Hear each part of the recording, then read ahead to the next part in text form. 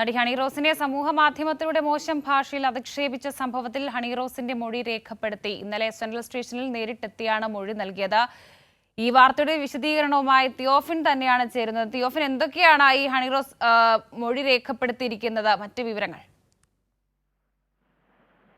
വർഷ, ഹണി റോസ് പോലീസിൽ നൽകിയ പരാതിയുടെ തുടർച്ചയായിട്ടാണ് മൊഴിയെടുത്തത്. എന്തായാലും തനിക്കെതിരെ സമൂഹ മാധ്യമങ്ങളിൽ ഉണ്ടാകുന്ന അധിക്ഷേപത്തിനെതിരെ ശക്തമായ നിലപാടുമായി മുന്നോട്ട് പോകാനാണ് ഒരു പോരാട്ടത്തിന് തന്നെ ഒരുങ്ങിയാണ് ഹണി റോസ് തയ്യാറായിരിക്കുന്നത്. ഇതിന്റെ അടിസ്ഥാനത്തിലാണ് കഴിഞ്ഞ ദിവസം പരാതി നൽകിയത്. ഇതിനെ തുടർന്ന് ഇന്നലെ ഹണി റോസിന്റെ സോഷ്യൽ മീഡിയ പേജിൽ അശ്ലീല കമന്റ് ഇട്ട ഒരാളെ ഇന്നലെ പോലീസ് അറസ്റ്റ് ചെയ്തിരുന്നു.